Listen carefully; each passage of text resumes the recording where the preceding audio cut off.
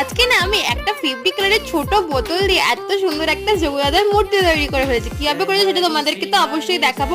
আসলে কি বলতো, আমি ফেব্রিক কালারটা খুব বেশি ইউজ করি, তাই এরকম ডিপেগুলো আমার কাছে পড়েই থাকে আর আমি ভেবে পাই না যে আমি এইগুলো দিয়ে কি বানাবো। তাই অবশ্যই কিছু বুদ্ধি খাটিয়ে আর প্রিন্টারেস্ট থেকে কিছু আইডিয়া নিয়ে লেগেই পড়লাম এই কাজটা। আর এর আগেও একটা ফেব্রিক কালারের ডিপে দিয়ে একটা সুন্দর কিউট ক্রাফট করেছিলাম, যেটাতে প্রায় 6.5 লাখ ভিউজ এসছে। কিন্তু সবসময় তো আর একই ডিজাইন করা যায় না, সেই জন্যই তোমাদের জন্য একটা নতুন আইডিয়া নিয়ে চলেই এলাম। আর সামনেই তো রথযাত্রা আসছে, তাই কিউট কিউট যোগদাতার মূর্তিটা আমি বানিয়েই ফেললাম। আর তোমরা তো এখন আমার ভিডিওতে কমেন্টই করো না, আমি কাদের কমেন্ট করবো বলো তো?